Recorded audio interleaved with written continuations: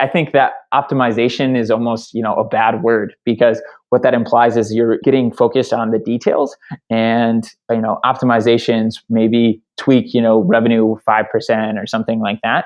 But, in us focusing on the good enough to go launch a completely new tool and doing, the 20% of the work to get that 80% result, we're able to 2x or 3x our revenue. And so by going and 2xing and 3xing our revenue, then we're able to grow the team enough that we can eventually go focus on those good enough things. But yeah, so operating on an opportunity cost basis has helped us in insane amount.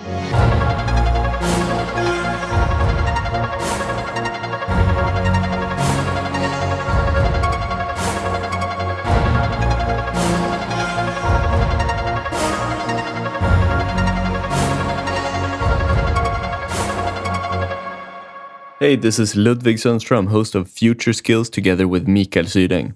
In this episode, we talk to the online whiz kid Casey Gauss. And Casey is the founder of Viral Launch.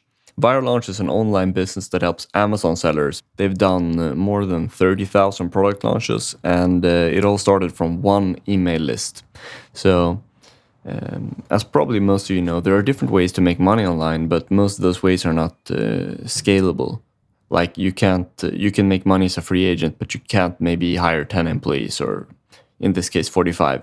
And in this discussion with Casey, we'll learn how he went from 1 employee to 45 in less than 3 years. Let me tell you the backstory here. I met Casey around 2.5, maybe 3 years ago at a seminar in the United States, and he wore hats every day at the seminar. And at this period, he had a small business. He didn't really talk too much about it, but you could see that he was really focused. He said he had a big email list. And one day, I was sitting next to Casey, and we were talking at the bus. We'd been at the Epcot Center, and we were heading back from it, back to the hotel. And that was when Casey told me, I'm considering to take a year off to learn engineering and science and all this stuff on my own, and study it on the internet and just maybe sell my business.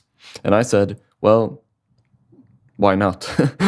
And as far as I can remember, that was pretty much it. I thought he was a cool guy, and you could tell that he was passionate about what he was doing. He was an interesting guy. He knew what he was interested in. And, fast forward 3 years later or something, that's not really what happened. Casey didn't do that. Instead, he worked twice as hard on the business, and he grew it from 1 or 2 employees to now 45.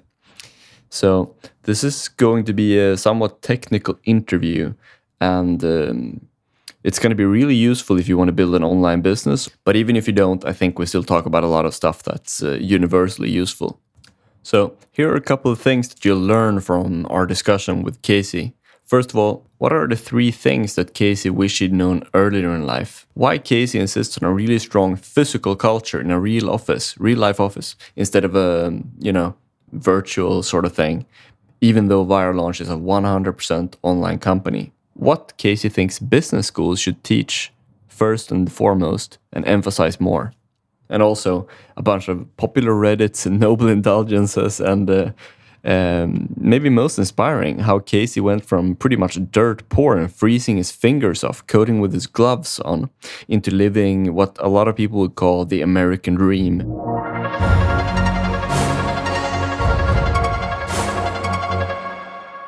Let's begin with Casey's background, and then we go into Viral Launch, and then we go into Casey personally, and then business and e-commerce, and then finally future skills.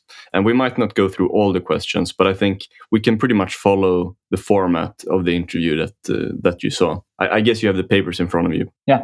So, Casey, what were you doing back in high school? In high school, I ran track, or I played sports. So I ran track, I played football, and not too much outside of that. I was into video games, and I enjoyed reading. So nothing too crazy. What sort of video games? So PlayStation 3 at the time. So first-person shooter games like Call of Duty or Resistance, and pretty much that. And was it purely for recreation, or did you compete or anything? No, I was not at that level. So purely recreation. Okay. What kind of person would you say that you were back in those days? I was somebody that liked to joke around, mess around, but I always knew where the line was. So I kind of, I was a rule follower, but also liked to joke around and play, along that line, essentially. I was also, the kid that not necessarily a teacher's pet, again, because I like to joke around, but, I like to make sure that the teachers really liked me. Right. What were your grades like? In high school, I had a 3.96. So I had good grades, but high school, at least my high school, was not very difficult at all. And you could breeze by pretty quickly or pretty easily. Okay. What about later when you got into college? What did you do then? In college, I ran track again in college. And my freshman year, especially, I was very active. So in my free time, playing basketball. Grades were okay. I think I had a 3.7. Basically, after my first semester, I tried really hard, got a 3.7, and was like, well, I can't get the grades that I want, so I'm not going to try as hard or whatever. And I still maintained a 3.7 at that point. But yeah, running track, I hung out with my friends a good amount. And then my sophomore year of college is when I started having all these ideas for apps. And so I taught myself how to code in the free time between track and school. Okay, so you had no previous experience of coding before that, and you just learned it in your spare time. Yeah. Just taking some online courses, watching YouTube videos. Okay, what's it called? What's the website called, Mikael? Khan or Code Academy. Codecademy or Khan? Yeah, I took Codecademy. That was what initially got me started. And then I just, maybe so naively, I thought, okay, well, I know how to build a website at this point. So essentially, I tried to start building websites, but it was really good because I learned all the things that I didn't know. So then I was able to learn exactly what I needed to know without learning kind of all the fluff. In a traditional computer science college course, like you're definitely going to take a lot of the history or a lot of kind of the theory behind coding. And, all I cared about was getting the results. And so, yeah. Okay. Yeah, that's pretty similar to when I started my blog. Obviously, you were doing it at a much higher level. But I mean, just learning that basic stuff like PHP, CSS, Java, those kind of things. I'm not a pro at it at all, but I know the basics. And that's because I only learned it from the internet enough to get my website up. Nice. Yeah. Yeah, I think it's almost always like that for an entrepreneur, that it's much better to actually face reality and then work with error correction. But you started building apps and stuff, right? Yeah, so I eventually taught myself how to build iOS apps. And so there was a new technology at the time called iBeacon, which is like Bluetooth 4.0. You can build kind of turn-by-turn navigations indoors, which was pretty cool, or interactive museums. So anyways, I was building these iOS apps, and I wanted to be on the front end of, or the cutting edge of this new technology, ride the wave of this new technology. And so I was spending a ton of time in school focused on iBeacon, and at the same time, I like to read a lot, and a lot of my college professors were kind of contradicting what I was reading. The Fortune 500 CEOs talking about, let's say, and so I started to get pretty frustrated with school. Felt like I was wasting my time. Felt like I was wasting money by being there. Right. What were you studying, by the way? I was double majoring in marketing and management. Oh, okay. I guess that's kind of what you do now, right? Yeah, very true. I mean, the reason I liked marketing was because I got to, be creative and have ideas and really kind of connect with the customer. And then management, I was always hoping to be some kind of leader in business. And so, yeah. I thought that iBeacon thing sounded interesting. I haven't heard about it. Is that still something that's like hot and new? No. So it was, with any tech, when there's like this big period where everybody is, very, very excited about it and all the possibilities, the media is going crazy. And then buzz starts to die down, and it hits this trough of sorrow, I think is what people call it, or trough of disillusionment. I don't remember. Anyways, so yeah, it's at this point, it didn't really make its way into, use. So I think some stores here, like, I think Lowe's may use it or Home Depot may use it, but it's not used very much. So I think that I got lucky that I found something else along the way. All right. So how old were you when you finally dropped out? I think that I believe I was 21. So it was midway through my junior year. Actually, midway through a semester is when I had dropped out. Was it a hard decision? Did you procrastinate about it? Yeah, yes and no. I mean, it was hard because, I had track scholarship, things were going really, really well on the track side. Obviously, like school was easy and it was very comfortable. I kind of had a rough growing up, and I definitely did not enjoy being at home. So it was kind of scary to leave this very, very comfortable place to then go and go out on my own into this world of uncertainty. And there's a lot of people, people that I looked up to, kind of, almost mentors or something of mine that, just people that I had respect for and I looked up to. They kind of wanted nothing to do with me at that time. So they really looked down on me, thought that I was kind of throwing everything away by quitting school. And so it was really rough. And at the time I didn't have much money. So that also, it wasn't like I had, this great security blanket or anything. And did you go from 0 to 1 right away, or did you actually start the company a little bit before dropping out? Yeah, so I didn't go from 0 to 1 right away. Essentially, I continued to try to work on iBeacons probably for, the next 6 months, which is when my co-founder introduced me to this concept of viral launch. But in between, the time of me dropping out and viral launch kind of kicking off, us eventually being able to pay ourselves, my mom had her car repossessed, she was evicted. My brother and I moved to Indiana off of money he had saved up delivering pizzas. Like he was supporting us, and he's a couple of years younger than me, so it was a very, very tough time.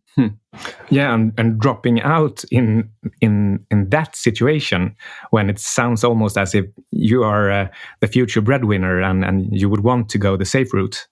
Yeah. So one thing that I like to share is when I was first building Viral Launch, I was actually coding Viral Launch with socks on my hands because my brother and I couldn't afford heat enough in our apartment in Indiana. So my hands were too cold to type.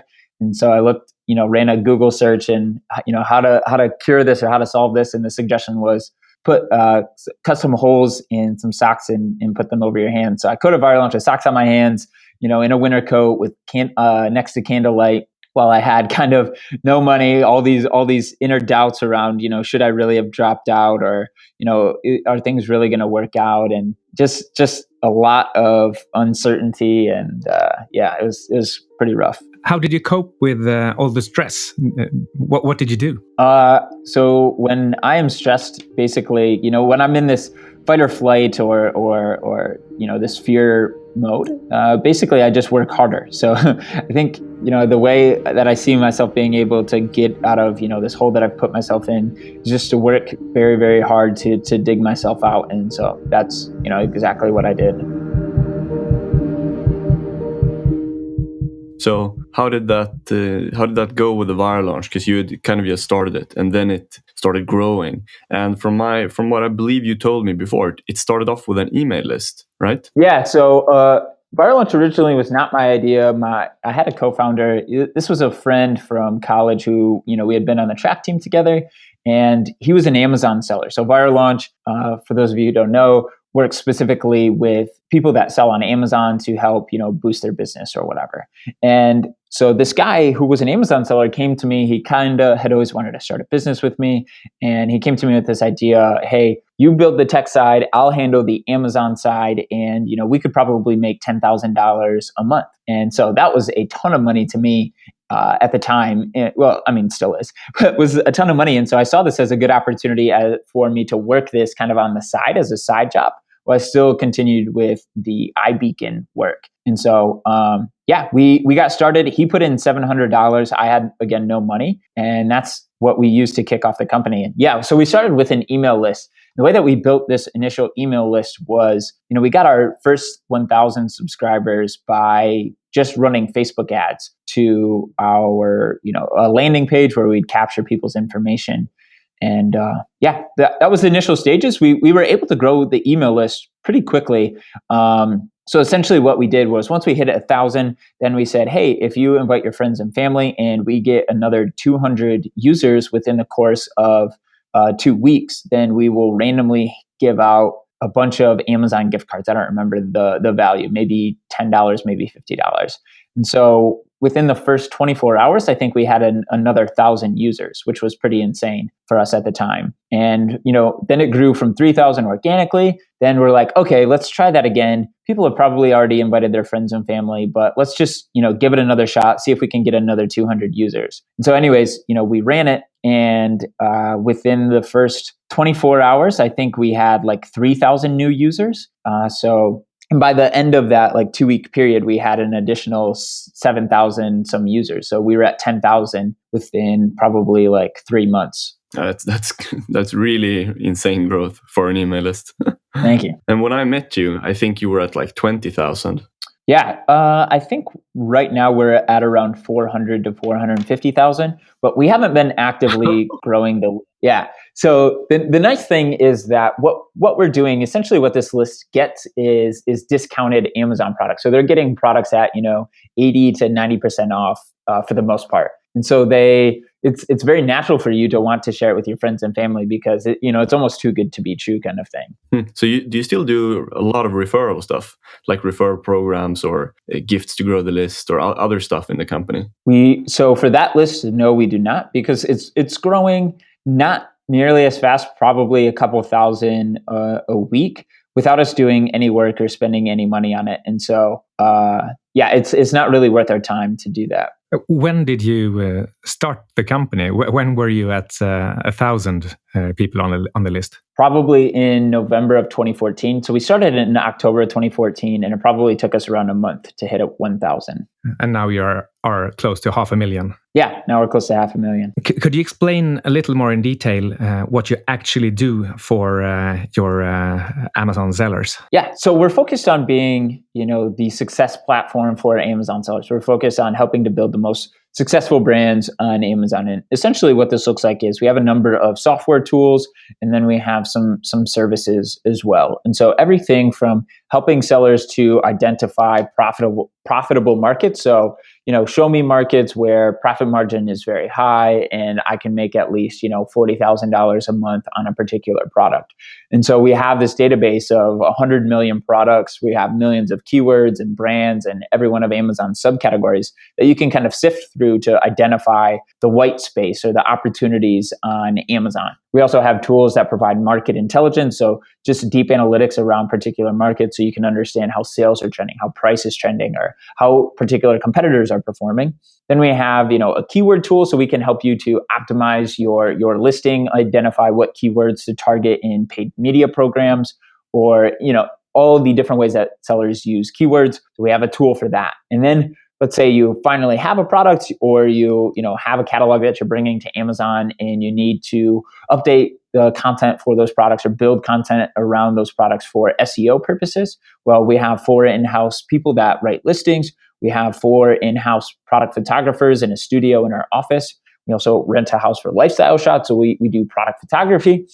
And this is what we got started doing, was driving keyword ranking for people. And the way that we drive keyword ranking on Amazon, so let's say, you sell a fish oil, you're on page, 15 or 30, we can help you get to, page 2, page 1.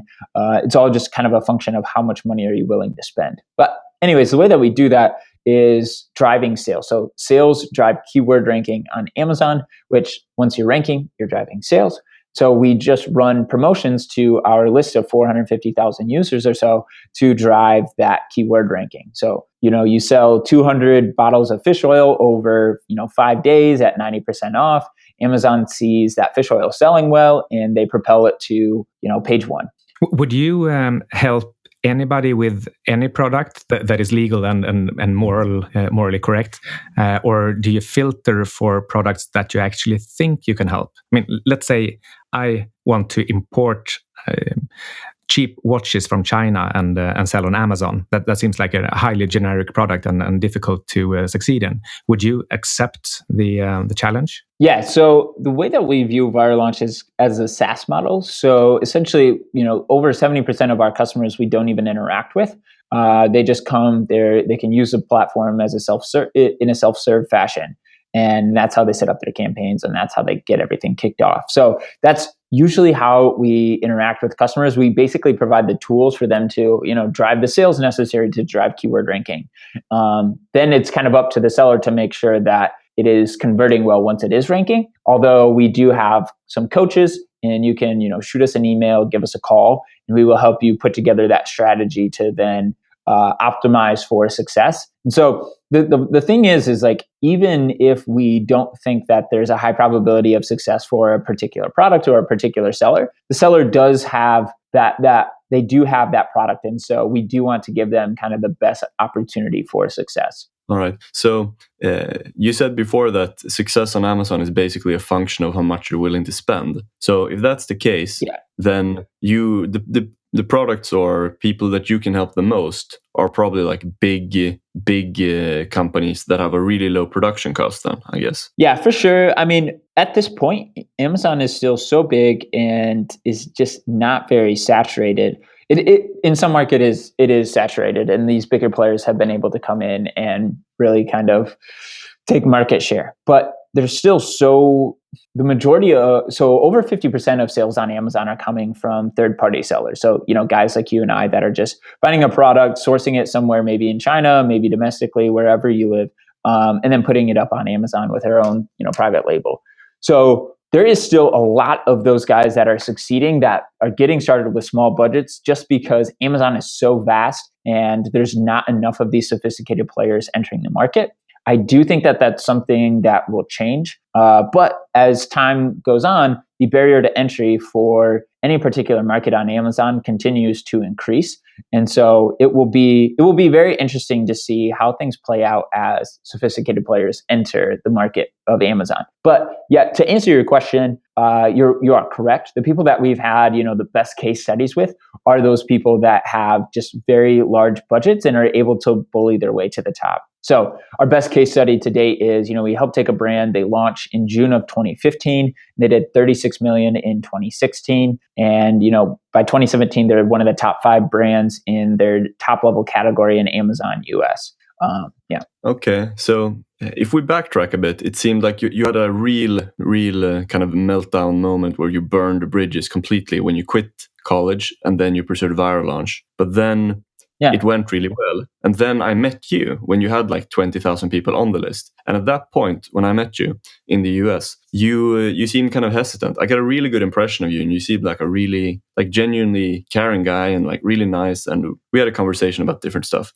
And you said that you were considering to maybe take a year off and travel and just study stuff, engineering. And you said Elon Musk was one of your role models. But obviously you didn't do that. You kept going with viral launch and it's gone insanely well. But I want to ask you, how did you make that decision to push through and continue with the viral launch? So I think, one thing to understand about me is that I am really passionate about helping people, particularly just, I came, like I said, kind of from a rough childhood. And so I think that made me, just very passionate about people and helping them. And so I think at this time when we had met, I was a little frustrated with who I thought that we were helping. So from my perspective, if you had enough money to invest in an Amazon business, then you were rich. And so basically, I thought that for the most part, basically we were helping rich people make more money, and those are not the type of people that I want to help. I'm not interested in helping people with money make more money so much. But I think one of the biggest things that kind of turned me around was that more and more I started to see that there was a portion of people that we were helping that were able to do really good things with this money, or just being able to hear a single mom's story on how she's kind of struggling to get by, but through Amazon, through private label, and through working with viral launch, she was able to really kind of propel her business to that level of success where she was able to provide for her family, work from home. And, Viral Launch was able to have this dramatic impact in her life. And, some of our biggest clients are actually very charitable people. And so they're donating tons and tons of money to different organizations within their community. And, they invite us to these events because they see Viral Launch as having such a dramatic influence on their success and on their ability to have this impact in their communities. So I think that it was the collective stories of these good people doing good things with the money that started to change the way that I felt around what I was doing at Viral Launch. Like I basically at that time viewed Viral Launch as this selfish endeavor to make myself money and help more people make more money. Yeah. Okay, so you totally changed your viewpoint then. And like I said before, this was at the point where your list was around 25,000 people on it. And I don't remember. Did you have any employees then? Yeah, I think at that time we had one employee who was kind of just helping me with customer service for that email list. Okay. And how did you grow so fast into today, which is like 3 years later? And you have, did you say 45 employees? Yeah, 45 employees. So basically, right around one reason I wasn't growing the team was our service at the time was really kind of beholden to Amazon's algorithm remaining relatively similar. And so I was very afraid. Basically, I didn't want to bring anybody on or give anybody a job where their job could potentially be gone, tomorrow if Amazon made a significant change. I didn't feel comfortable doing that to somebody. So right around May of 2016, I think at the time we had like 4, maybe 5 employees. I basically realized, okay, one, if we have enough money in the bank, but if we push hard enough, we push fast enough, then we should be able to diversify a revenue stream enough such that if Amazon does make this significant change, we will be okay. We'll be able to survive. So around May of 2016 is when we started to hire, we hired our first employee, which was this lead developer who just had an incredible background, 15 years of experience, was leading a dev team of 5. And, he had the one thing that had sold us was he had an open source project that had like 500,000 downloads or something. Okay. But how did you grow from there to today? Because, it's a massive difference to have a few employees into having 45, like totally different system, different mindset. Probably you expanded from your core business. Like if you were only dependent on that Amazon algorithm to begin with, now you have several different businesses running, right? Yeah. Yeah. So growth from, that first engineering hire to where we're at now has come in a few different stages. I mean, initially we just hired probably, I believe, around 4 or 5 real folks. I don't know how to refer to them, but additional people, and that was very interesting. The job of a CEO or anybody kind of on the leadership team through these different growth stages continues to change, and it changes very rapidly. And so you're always adjusting kind of what your role looks like. You're adjusting how you respond and act to the rest of the team and the rest of the company. But so essentially I brought on a guy to be my right-hand man, and he was focused on the HR side, on hiring, on finding and vetting potential candidates, and then we'd bring them in and start doing interviews. So hiring, even to this day, is one of the most kind of intimidating aspects of running a company, because we've hired probably 52 people or so, and we've had to let like 6 or 7 of them go, which is really tough. But anyways, so just through interviews, if you interview, let's say you're hiring a director of marketing, if you interview 10 potential directors of marketing, you'll have a really good idea of what is out there, who you need, and kind of who you should be hiring, what qualities or what features of a particular person should you be hiring. And so it's basically come in these like phases. So, we'll hire 5 people, and then we will, leverage their skills, build the team, build kind of our company and our revenue with these 5 people. And then we'll go in another wave of hiring, 4 or 5 people, and then we'll assimilate them to the team. One thing that has been really big for us in terms of maintaining culture, which is just a very high priority for me, is that we have these champions kind of in each department. So, we have 4 people that write listings. So we have that one person who is writing listings that is willing to train up the new hires for that department, but is also, a champion kind of our culture. And so they're able to assimilate them with the team. I'm really big on getting to know everybody and being pretty public about like myself, who I am, what I care about, which has really kind of been ingrained in the company.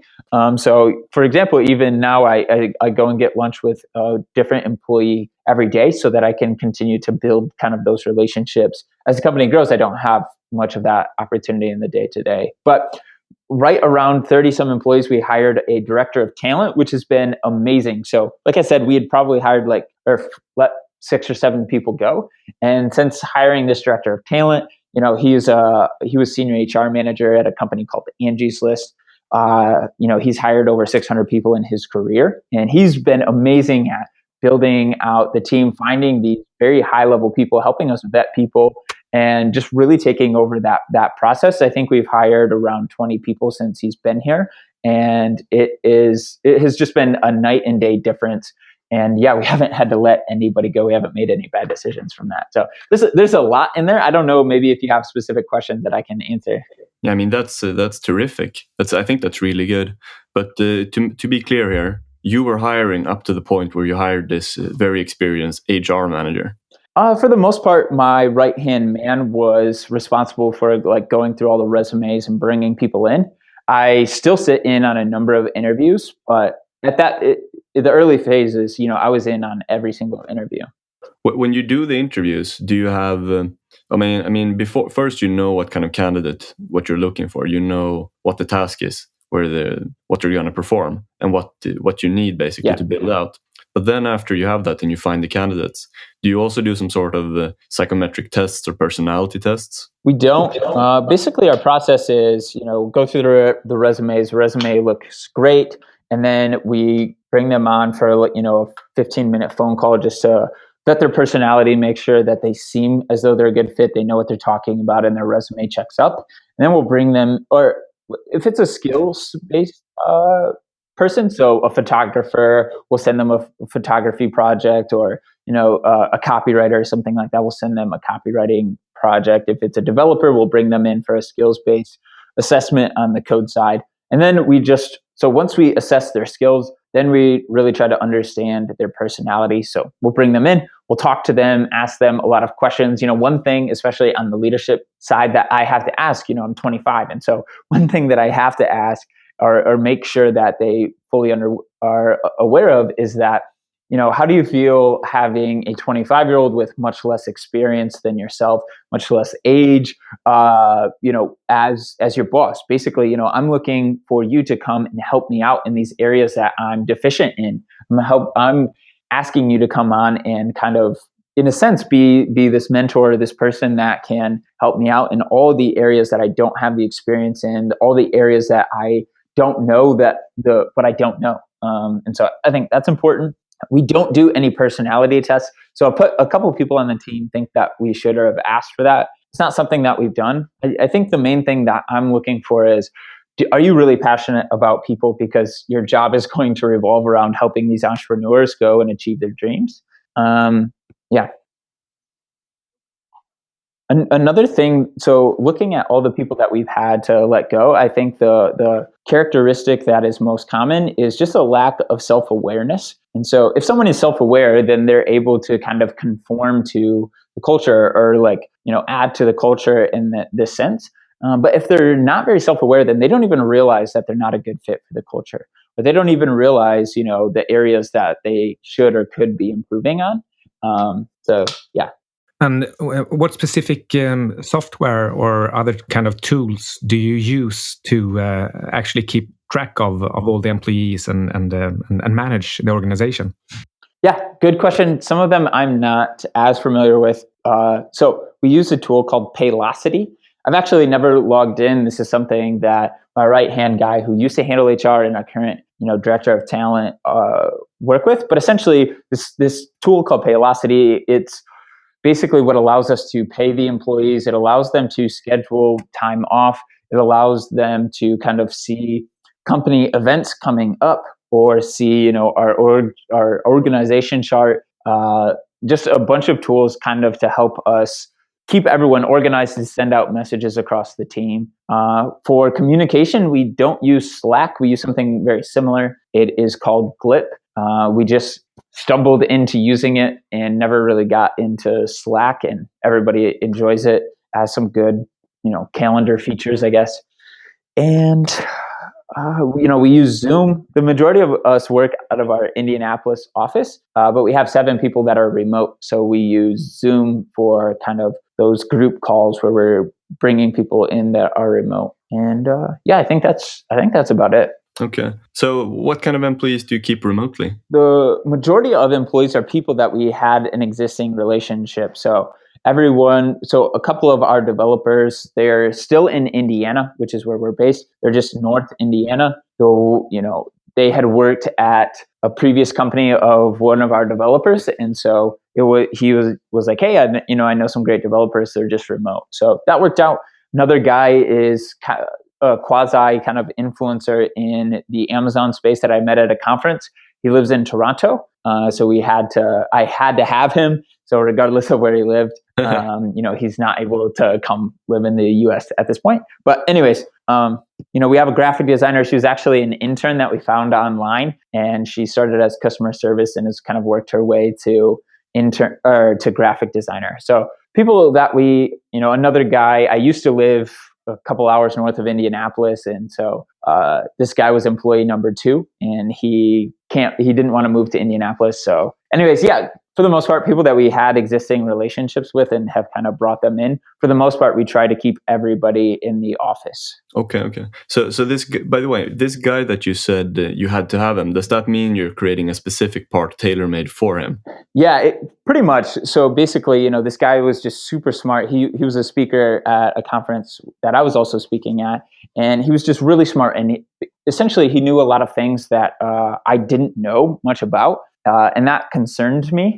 So if I don't know about or if I am not very familiar with, an important function of, what's going on or what I think will be happening in the future of Amazon, then that's very concerning. And so essentially this guy did know those things. And so, yeah, I had to have him. So we opened up, or, we call him our director of innovation. And so he doesn't necessarily or directly have any people directly reporting to him, but I imagine that will change. So yeah, we kind of opened up this new position for him, but it was well worth it. All right. Yeah, that makes sense. How about if we go over to you now, if we go into your personal life? Yeah. Because it's pretty insane that you're just 25 and it's been growing so fast. So I bet you don't have too much personal time, or do you? No, I don't. So yeah, I was going to say, talking about my personal life is probably going to be pretty brief. Do you have time to have any big interest outside of Viral Launch? Not really. I mean, I definitely have interest, but whether or not I get to pursue them is probably another question. So, I still like to read more and more. I try to read at least, a couple hours a day. Mostly, I don't read books too often. I have a hard time, I guess, staying interested in a book over the course of, a couple of weeks or however long it takes, for you to read one. So I mostly listen to podcasts or I'll listen to some audiobooks. But yeah, I basically like to read a lot of articles, or maybe I'll have particular or specific questions around some function of what's going on here at Viral Launch. So, hiring a COO or hiring an executive assistant, like whatever, I'll do a lot of research on particular topics. I just like to stay very current, even in pop culture. I really like to understand what is the general zeitgeist of society, like what is society focused on or whatever, so that I can understand what our potential customers are thinking and paying attention to and so forth. So I like to read a lot. I'm particularly interested in basically, like you said, everything Elon Musk is doing, so Tesla or SpaceX or whatever. But yeah, mostly just reading. My guilty pleasure is going to the movies. So I go to the movies probably like once every couple of weeks or once a week. It would be more often if I had the time.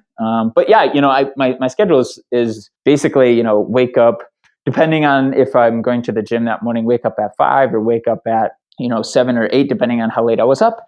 But I head to the office. I'm in the office until about 7 o'clock. I get home, I eat dinner with my wife. I give her an hour after dinner, and then I hop back on my laptop until 1 o'clock, 2 o'clock at night. So there's very little time outside of work, even Saturdays and Sundays. So I'm spending working. What movies do you like? Do you like Marvel? Yeah, I like everything. So growing up, we didn't have money for cable or anything. So my mom would just go and buy a movie like once a month or something, and we would just watch that movie over and over and over. So I like comedy.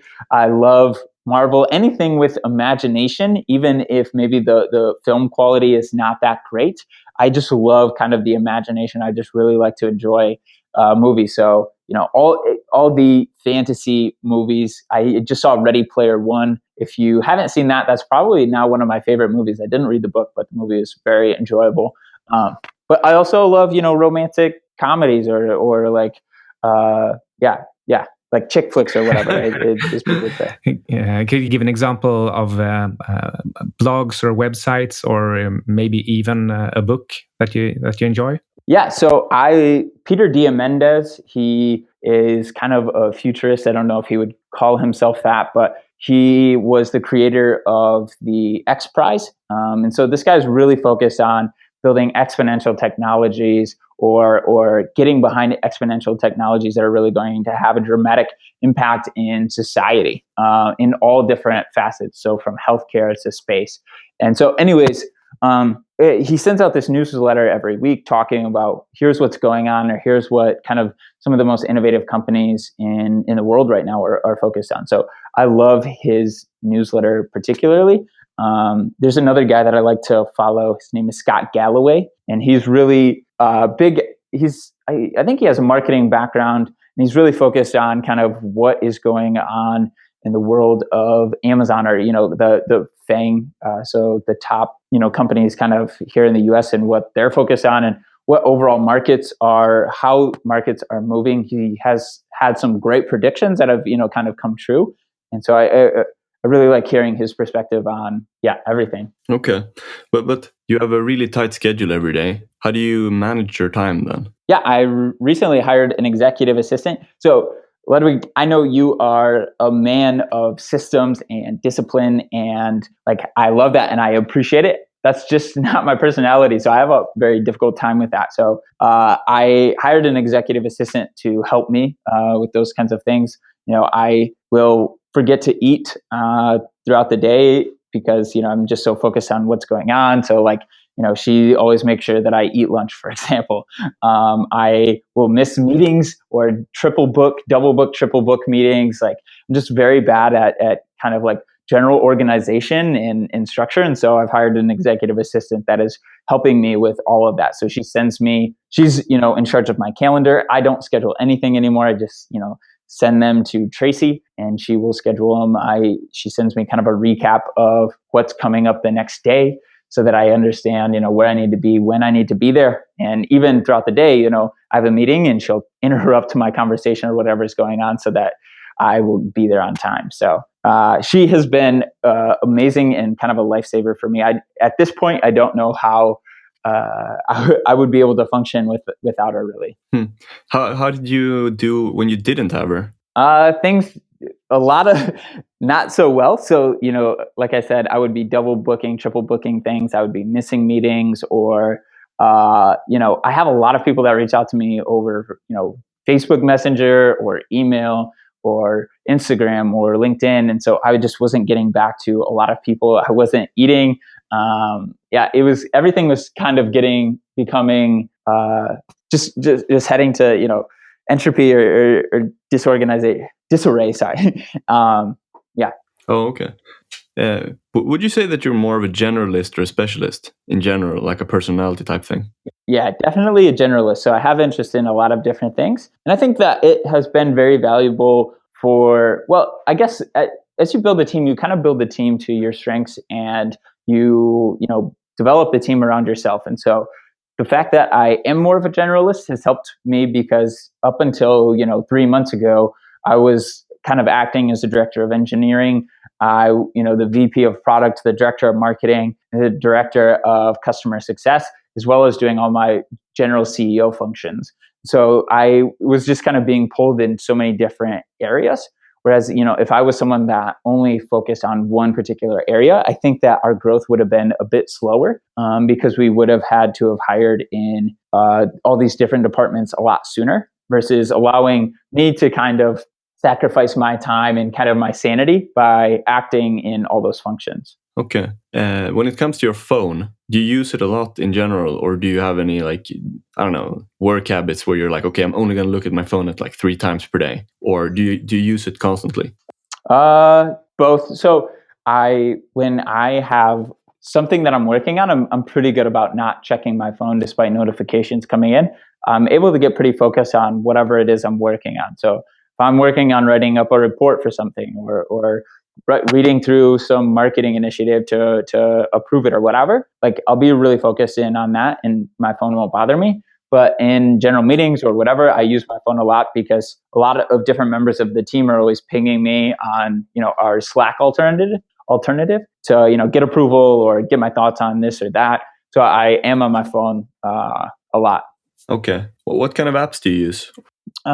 So again, I'm not Ludwig. I really admire you and all the systems and just everything that you've put together and all the discipline that you have. I just am not like that, and that's something that I aspire to. So just everything from the general iOS email app, text, Glip or our Slack alternative on our phone, and yeah, that's pretty much it. I like Reddit, so I like to read again everything that is going on. So I use Reddit. I'll use the general social media apps, not that much. And then we use Trello for general like project management. So I'll use that, but in a podcast app, but nothing crazy. All right. So you use the Trello on the phone? Yeah. Okay. By the way, I'm gonna put a little time into looking at Reddit quite soon. Do you have any advice for some subreddits I check out? I'm a big fan of Tesla, so I read Tesla. There's one called Shower Thoughts. There's a I'm somewhat of a developer, so Programmer Humor. Not the Onion is, so if you're familiar with the Onion, this is basically crazy sounding headlines that are actually true. There's some really good kind of machine learning. There's a good machine learning one. Self-driving cars. I'm pretty interested in astronomy. Those are essentially my favorites, I guess. This is something that I've noticed about you, even though we only met briefly in real life, but I've been following your journey a little bit over social media and so forth. And what I kind of pick up is that you can, even though you say you don't spend too much time reading books and so forth, but I get the sense that you can really conceptually pick up big ideas and implement them fast. What has helped me, in college, I didn't pay attention too much or study, but I'm really big on kind of mental models. And so the way that I think about things, I think that if you have enough context around a particular subject, if you understand all of the bits and pieces around it, then you can infer the details much easier. And the details make a lot more sense when you get them. And so I think it's a lot easier to, I guess, remember things if you understand why they exist in the first place. And so I think that this is also kind of how I operate the team. I don't think that it is good to necessarily give a particular task or share a particular piece of information without first giving them the context. So I think that to a large degree, from a management perspective, I think that if you give enough context, then generally people will make around the same decisions as you. If you help them to understand where things fit, then they'll be able to put the particular pieces in place. And so this is how I approach kind of learning as well as management, is just, again, building a good conceptual model around any particular situation or topic, and then you can infer the details, or you can either decide how truthful something is or not. So yeah. Okay. Is this something that's like a natural talent for you, or did you work at it over a longer period of time to become better at it by using some sort of practice? Yeah, no practice. It's just something that has come natural, and I guess a natural belief. I haven't done too much research on it, but that's kind of how I operate. Okay. If that explains kind of part of the equation of how you can keep up with all this chaotic pace and like just being very adaptive and implementing stuff very fast, what do you think are some of the factors that explain how, basically why Viral Launch can exist and why it's even possible for you to grow so fast? Yeah, I think there's a number of things. One is just the fact that we genuinely care about people. So in everything that we do, it's not like, hey, it's not necessarily we can make a lot more money if we do this, or if we build this, then we can make, X amount more dollars. It's more so around identifying all the pain points for our customers, identifying what kind of their whole journey is in their Amazon experience, and then building tools around that and building everything that we do from marketing to particular tools around helping them through this process. So one is focus on helping people. And then two is our willingness to just make decisions and operate on good enough and then course correct from there. And so through, in building a bootstrapped company, there's so many scenarios in which case, like the faster you move, the more you are okay with good enough, the more you'll be able to do. So like when we put out a particular tool, we put it out at good enough. So not perfect, but good enough. And essentially this allows us to get customer feedback very quickly. It allows us to increase revenue so that we can, hire more people to then reach that, near perfection. But even still, as we continue to grow, I think that, or as we continue to move forward, I think that definitely one of the key factors here is just that we are always willing to identify what good enough is, and then we operate from there. There's so many things, that our developers or that we want to perfect. But I basically just don't give anybody time to make those perfections or to make those tweaks. And I think that the one thing in business that I don't hear enough people talking about is opportunity cost. And if you truly are paying attention to opportunity costs, then you won't be able to justify making those decisions to perfect something. Then you will always be focused on just doing good enough, whether that be in building out marketing campaigns or in building new tools. So everybody here at the company knows that I am not okay. Like I think that optimization is almost a bad word, because what that implies is you're making small tweaks. You're getting focused on the details, and optimizations maybe tweak revenue 5% or something like that, 15%. But in us focusing on the good enough to go launch a completely new tool and doing the 20% of the work to get that 80% result, we're able to 2x or 3x our revenue. And so by going and 2xing and 3xing our revenue, then we're able to grow the team enough that we can eventually go focus on those good enough things. But yeah, so operating on an opportunity cost basis has helped us in insane amount. And a lot of the time kind of along those lines, but we're always, in order to grow quickly, you have to be willing to kind of make sacrifices in other areas. So there's been times where it would have been nice for us to have an extra customer service person or two, but we kind of made those sacrifices there so that we could hire another developer. We were able to push out a tool, double our revenue, and then we were able to hire 4 more customer service folks. And so it's always these trade-off decisions of where can I sacrifice so that we can move faster in the aggregate, or we can make the better long-term decisions. And how do you handle client disappointment, if there has been any? Yeah, I mean, for the most part, you definitely try to avoid large customer disappointments.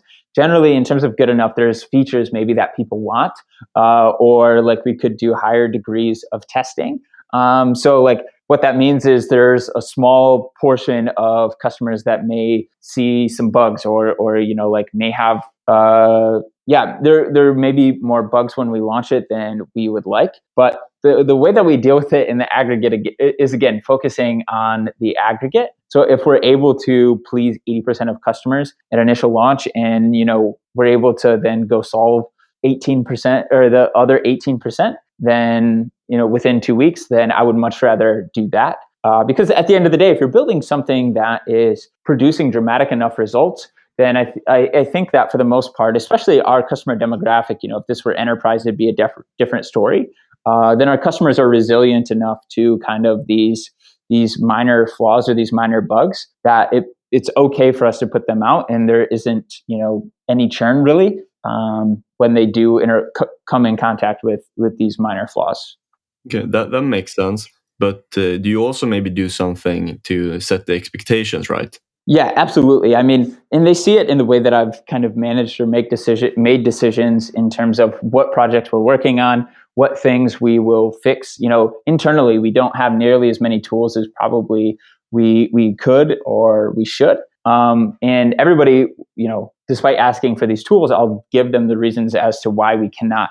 So for example, our photographers, they get signups and they have this queue where they're able to see signups and look at information. And they've been asking for updates to this for, a while, but it's kind of like a 1 week, 2 week project for a developer. And 2 weeks for a developer puts us that much closer to launching a new tool that's going to double our revenue. And so like always, again, helping them understand the why or the context around these decisions helps them to then justify or understand why these decisions are being made. So if I can help that photographer versus telling that photographer, no, we can't work on it right now, we need to work on other things, helping them to understand or kind of paint the context of, 2 weeks for a developer then allows them to get a new tool this much closer and allows us to double our revenue or blah, blah, blah. So then we can hire 2 additional developers and one of those developers will be able to work on your queue or whatever.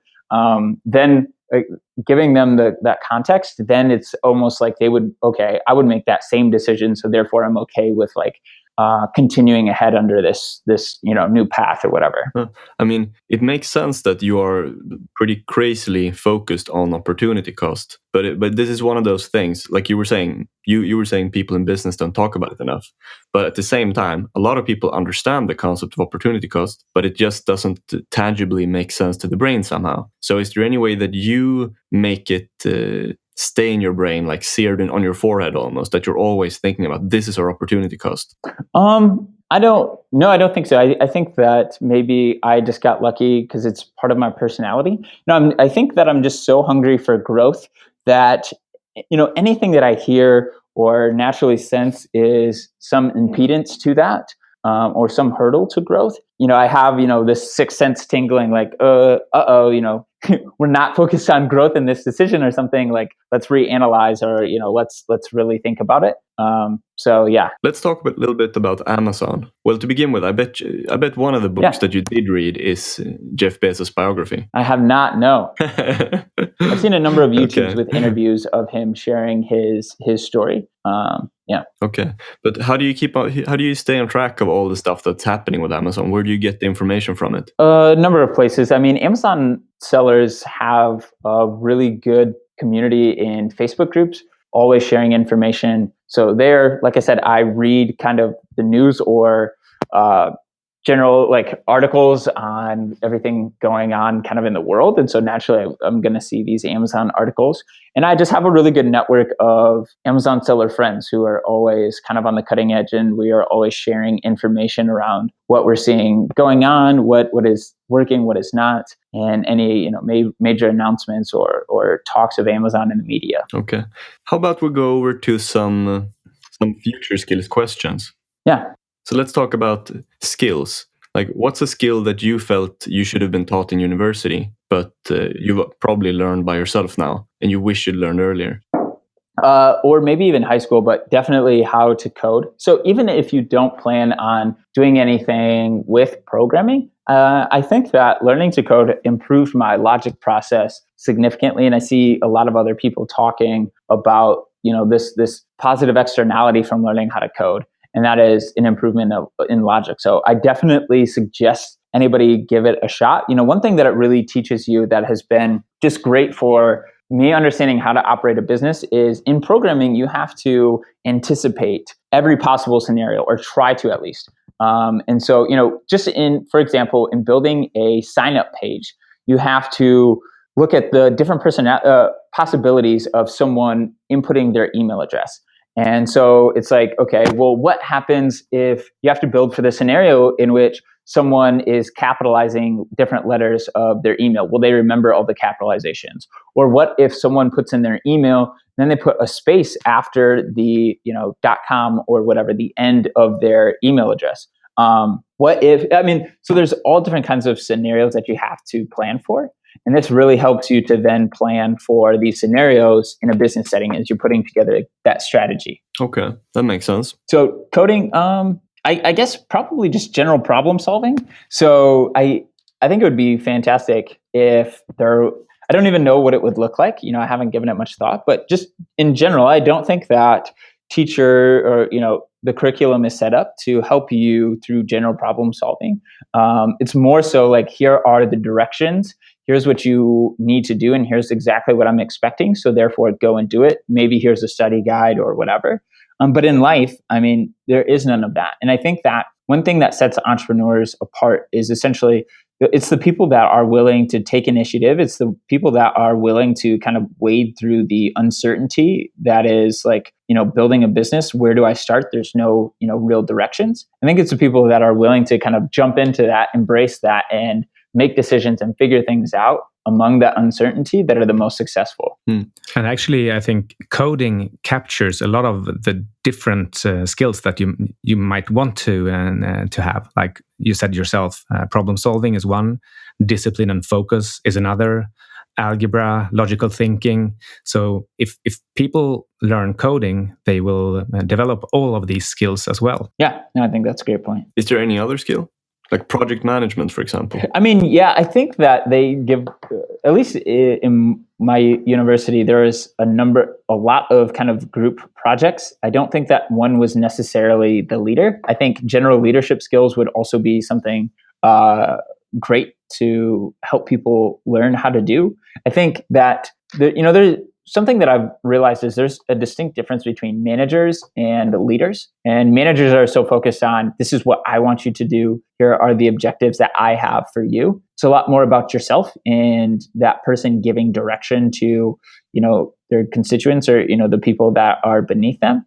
Whereas a leader is a lot more focused on leveraging the group to come up with decisions, using the group to, get things done, and saying we a lot, and getting general consensus from the group. And then it's not saying, I want you guys to do this. It's like, what do you guys think? And if there is a disconnect between what the leader was hoping for and what the team thinks, then it's that leader's job to then provide the context necessary and essentially provide the context necessary for that group to then make the same decision that leader would, or to steer them, I guess, in the ultimate right decision, whatever that is from the group. So just general leadership. I think that there's a lot of management classes, but not a lot of, I guess, leadership classes, at least in the business setting for me.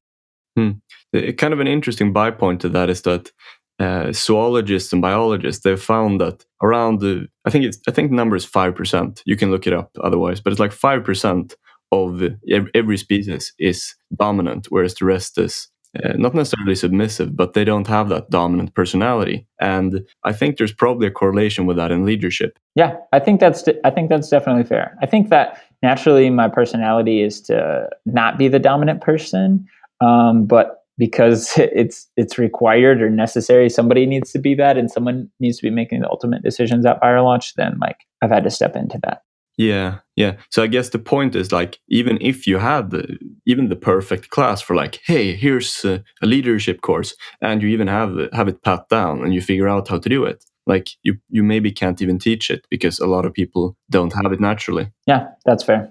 Mm-hmm. What about if you weren't in e-commerce? What do you think you would do, or what would you go into now if you dropped Viral Launch? Well, I would need to do something that makes money. So I'm not exactly sure about that. I'm not a person that is great at, necessarily making money. I'm more so someone that is good at, the way I like to put it is building cool things. And we just happen to build cool things that help people enough that they're able to pay us well. So anyways, I'm really, really passionate about education. I love learning, and I think that education is the ticket to a lot of people's success or the answers that they want to see. They're just not well incentivized to educate themselves, or I don't really know. I don't think they're well motivated. I don't know. So anyways, I really want to work in education, particularly around helping people that have a hard time being motivated or helping themselves. And so whether or not that's something that is a possibility, I'm not sure. But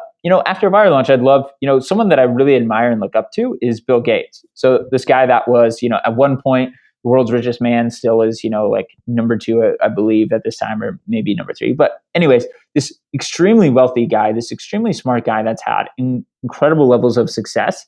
And he's leveraged all of that to then go and have dramatic impact on, millions of people's lives in the African continent.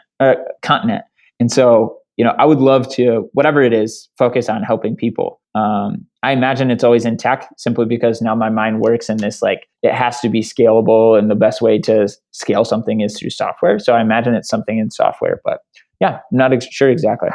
Do you have any business ideas in software? Something that, like, even if, just off the top of your head, something that's like, maybe it's not like you have a business plan down step 2, 3, 4, but just some area that you think other people, maybe listeners, could go into. I mean, education. So I think that I think that there's a lot of people trying to focus on education, and they have pieces of the puzzle. But I think the real thing with education is incentivizing people, or like helping people that don't realize that they need education, or people that, people in poverty who are probably the people that need education the most are the people that, in poverty, the psychology of those people makes it very difficult for them to understand that they need to take a step back. They need to educate themselves. And by doing so, they'll be able to, propel themselves so much higher, so much better. And so I don't think that people are really answering that problem or solving that problem. They're just more or less putting out, these courses or whatever online. And so anyways, regardless, so something I was working on before Viral Launch was essentially this tool that would help people identify jobs that they could, let's say you're making $12 an hour. Okay, here's a job in your area for $14 an hour, and here's the one skill that you don't have that disables you from having that, or disqualifies you from achieving this job. And so here are, the free online courses, or maybe here's the small fee for the online courses that you would need in order to attain that skill, to attain that job. And I think that by showing kind of this short-term gain, people in poverty have a hard time conceptualizing long-term benefit and making decisions out of long-term benefit or their potential long-term benefit. And so anyways, providing incentives for people to educate themselves by showing them a very tangible short-term benefit, I think there's an option or opportunity there. And so that's something that I was like trying to work on at the same time as Viral Launch, probably the same time that we had met, where I was thinking about kind of taking a year off and really learning a lot. But yeah. And that's a great idea. Thanks for sharing it. Yeah. What's something else that you've learned about yourself in the past 2 years? Some sort of a self-knowledge notion where it's like going into this, you probably weren't even thinking about it, but now looking back on it from a current perspective, it's like, oh, I didn't know that, and it's really helped you. So I think it's like we were talking about, potentially one of our greatest assets is just our ability to suffer to hit that long-term benefit. So I think one thing is just, I've never really saw myself as a strategy person. I was much more like, okay, let's just act. But over the last couple of years, as we've beat out particular competitors and, really taken market share in specific segments of the Amazon third-party space, I think that my ability to think strategically is actually like worked out. So I think that, I'm definitely not someone that has much confidence, right? And nor do I want to be arrogant about myself. And so I think for those reasons, maybe I downplay to myself particular characteristics or qualities of me. And so, one thing that I realized is like I'm an extremely passionate person, and so like it's difficult for me to see simply because whatever I am or do in my mind is normal. But a lot of people are always coming up to me and saying, how they can easily see my passion for whatever the topic is, largely around helping people. And so interviews that I have where people say, we're interviewing a candidate and I'm describing Viral Launch, what we're doing and why we're doing it. And then they can say, or they say a lot, well, I see that you're obviously very passionate, or that's something that comes up a lot. So I don't know, just my overall passion for things. I feel like I'm a pretty kind of boring and mundane kind of personality and focus on things. So it's cool to hear that. But that, my ability to, I guess, strategize as we've been able to put together kind of these long-term strategies to beat out competitors, and they've been working really well. So I'd say those are the two things. That's really interesting, actually. I think those are two really valuable insights. Yeah, thanks. You learn a lot as you go through all of what I have over the last few years in growing Viral Launch. And I mean, being a leader and being in front of all these people, like this magnitude of what you're saying and the weight with which like other people kind of listen to what you have to say, then at least for me, it makes me very self-conscious and become very introspective around, okay, what am I saying, or why am I saying this? What are my motives behind everything that I'm saying? And I think that with, in Spider-Man, with great power comes great responsibility. That's a quote from Spider-Man. Anyways, I think it's very true, right? So like every talk that I give, or, when I go and present, I have to really analyze kind of my motives behind what I'm saying and what I'm saying, because whether I realize it or not, people are going to take my advice and then go and act with it. And so I need to make sure that I'm giving them as truthful advice as I possibly can. And I'm doing it out of a place of selflessness for the most part, because I don't want people to go act on something that I'm saying out of my own selfish ambition. That's not fair to them. All right. I'm all out of questions, but I think you've shared an awesome amount of information here, and I think you've given a really good context of how it is to be 25 years old, being in this fast scale industry, and you have a lot of information for someone who is so young. I think it's a great interview. Thank you. I really appreciate it. Thanks so much, man. I really admire everything that you are doing, and like I said, your self-discipline and in who you are and who you're striving to be. Thanks, man. And we will, of course, add links in the show notes and so on to your company. But is there anything else you want to say, or anywhere you want to send our listeners? No, I mean, just overall, I think the message that I'm really focused on right now is that I think we all have the opportunity to be at least some version of our ideal self. And I think it's very easy to forget that you have the controls within your means to go and achieve that. So whether you have money or not, you can go take these online courses. You could go to your library. You could watch and take online courses to achieve the skills that you need to be the person that you want to be. And that's what I'm really passionate about. Is like I 3 years ago I had socks on my hands and $50 in my bank account, and now like I get to run this 40-some person company and really kind of live what I imagine to be the American dream. And I'm insanely grateful for that. And I think that other people can do the same. It's just a matter of getting out there and doing it, I guess. Right. Thanks for your time. And I hope we talk some other time, Casey. Yeah, same. We need to see each other in person. Yeah, definitely. Next time I go to the US, I'll let you know. Or if you come to Europe. Yeah, please. I hope you enjoyed listening to this, and be sure to subscribe to our newsletter. You can either find it as a link in the description of this episode, or by going to www.futureskillspodcast.com and just typing in your name in the newsletter box. And then you'll get all of our future summaries of episodes, and you'll also get access to our monthly Q&As. Thanks for listening, and have a nice day.